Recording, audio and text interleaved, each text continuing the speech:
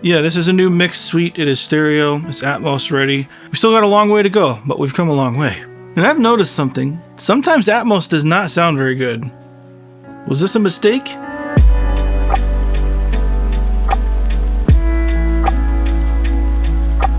Welcome to another installment of Controversial Topics R Us. Today we're going to be discussing Atmos. This is my new mix suite. This is both going to be used for stereo and Atmos. It is Atmos ready for those mixes that will become Atmos. This is part of my commercial location. There is a full tracking studio here. There's a whole other control room, multiple ISO boosts, but this room is kind of a standalone thing. It's its own thing. It even has its own HVAC split. Like it's on completely separate electrical, completely separate HVAC. Everything in here is self-sustaining, and it's been a process in getting it to this point. I've decided to go with Focal Evo 65s around the room. We have one Focal Sub 12 in here. All of this was purchased by me. Nobody gave me this equipment. The build was done blood, sweat, and tears by myself, some friends, and my dad. So the design, Gavin Haverstick Designs, having a good starting point. Holy cow, this room sounds really good without even being tuned yet. There's still some things to do. I need to put stuff on the walls, but there's corner traps all over the place. There's clouds. There's construction videos coming on stuff like that. We've put out a little bit, but there's a lot coming on this room if you are interested, Atmos or not, just a studio build. And one of the things I've noticed, because I bet you, as you could imagine, when the speakers are ready, I want to hear the room. One, the room sounds fantastic, and that comes from a really killer design, Gavin, who figured out the modes of the room right off the bat. So the room just sounds good, and any amount of stuff we're going to do is just going to improve it from there. So I'm absolutely stoked on where it's at. But one thing we've noticed, I've made a couple playlists on Apple Music listening to Atmos stereo. One thing is extraordinarily clear. When you hear a bad Atmos mix, you know immediately it's a bad mix. Brother, what's that? And honestly, it's Atmos or not. It's just not good. Either through lack of intentionality, off-putting placement of things, or things just swirling when they don't need to swirl. I relate this back to an acting teacher that I had in college. It's something that stuck with me, and I don't think I'm ever going to forget. I was doing some role in an opera. Yeah, your boy used to sing opera. How about that? And the director pulled me aside at one point because I was shuffle on stage. I still do that to this day. Like if I get on the phone, I have to walk. So the same thing happened on stage. I would just needlessly create movement, not realizing that unmotivated movement is basically patronizing the audience. She's saying, don't just move there. Show me why your character needs to move there. And if your character does not need to move there, don't move there. That applies to the Atmos world in a very big way. And when stuff is just placed around because it can be, it puts the art form to shame. Just like in a stereo mix. If something is just shoved to one side because it's shoved to one side, it's not really an informed decision. The same thing happens here. You just have a bigger palette. And controversy or not, but I will say, even people who didn't really know what Atmos was, I brought my mom in. She had no idea what that was, but I sat her down in front of some speakers and I showed her some music that she likes. We listened to The Doors. Riders on the Storm is unbelievable in Atmos. Tom Sawyer, Rush, Live and Let Die, Wings. Oh my gosh. One that absolutely blows me away, and it just kicks the crap out of the stereo mix, even the Michael Jackson's Human Nature. I mean,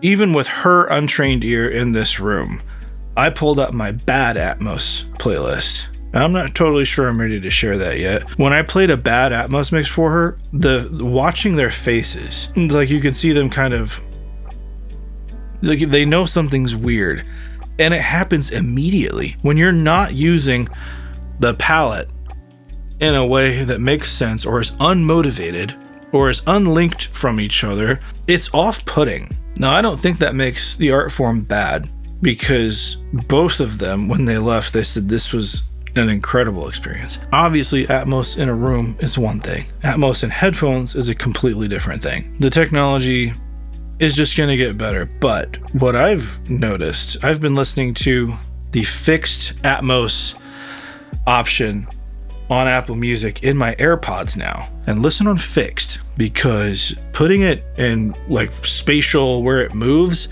horrible. And there are a fair bit of songs that just beat the crap out of the stereo mix. And what I'm finding is the low end just has so much more space and bloom.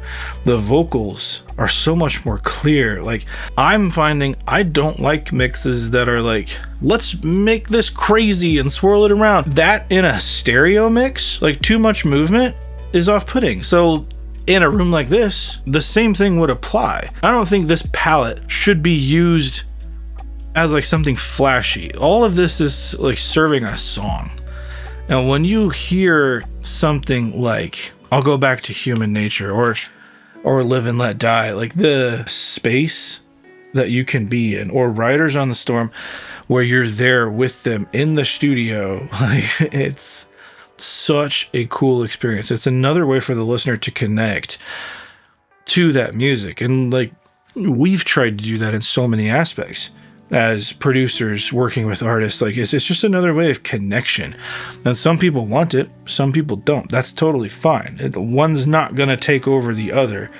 And this is not a video where I'm saying, go out and buy an Atmos rig. You don't have to do that. But let's be clear now, like at this point, the argument where people are like, you need $100,000 room to do this. This room is about $11,000, $12,000. And you can go way smaller than that. Like, you can get full immersive bundles for less than $3,000. That's nothing to sneeze at, but my monitors in my other room are way more than that. I think the discussion of being like cost prohibitive at this point is kind of null. Like, this room costs less than my monitoring section in my other room, and it serves two purposes for me. I don't know. The thing I can do here, I can add a different set of left-rights if I wanted to. So when I am working in stereo, I completely flip the system. But bringing mixes in here and just playing, the 65s are pretty dang impressive. Now, I've got a long way to go on this kind of journey, and this is something that I really wanted to learn. And there's been a few gigs that have kind of passed me over because I didn't have a way to do this. I mean, obviously, right off the bat, this isn't going to be a crazy amount of my income, but that's just it. As a space like this is a rental space, right? You can record in here, you can do stereo in here, you can do Atmos in here. This isn't about like, is Atmos better than stereo? It depends on your listening situation, right? What are you listening on? Where are you? What do you want to do? Like, sometimes I don't want to hear Atmos. Sometimes I want to hear stereo. But in certain cases, flipping over to an Atmos mix, my gosh, do you want to be involved? It's an emotional response a lot of times when you have a good mix. And as things change and as we figure out this art form, things are going to get more and more predictable. We're going to figure out what those kind of rules are and when to break those rules, just as we did with stereo.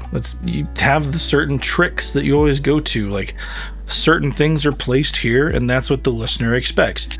And with Atmos, it is a little bit of the Wild West out here. Like, people are swirling things around your head and it can kind of make you a little sick. And honestly, sometimes that is the case.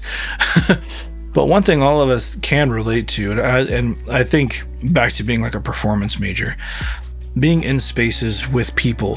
When I listen to some Eric Whitacre pieces in Atmos, Eric Whitacre, he's a composer, basically working with choirs. He does some orchestral stuff too. But there are some Eric Whitacre pieces that are in Atmos, and I have sang some of those pieces with really good choirs. Like, we've traveled in Sweden, Finland, Norway, Russia, like all these different places, and sang with these killer vocalists in spaces that were just unbelievable and sang some Eric Whitacre stuff. And listening to that in Atmos took me right back to that feeling that like I almost forgot about what it was like to be in the presence of singers like that, like surrounding you in a circle, in a space. And listening to that in Atmos, man, it was visceral. It took me right back. And I think that's the connection to the piece and that emotional connection that's possible here. And that's what gets me excited about learning it. As always, put the hate messages down below. Either way, I'm excited to learn and figure out where this goes. Like if it goes nowhere, I'm still stoked on this as like a hobby and figuring it out. Because selfishly, like there's artists that I'm working with that I want to hear in a space like this, and just like anything else, like when I get a hobby, I kind of go a little too far sometimes, and that may be where we are with this, but we'll see what it turns into. If you're interested in seeing what it turns into, why don't you hit the subscribe button and follow along with me and see where this goes. Stick around through the comments, because I'm sure there's going to be some arguments down there, just as there is in almost every video like this. That's okay. I don't think stereo is going anywhere. Anywhere at all. And the conspiracy theory comments, those are fun. Be sure to put those down below. I'm anxious to read those. So I'm Resident Loser Jeremy, and I'll see you guys in the next one.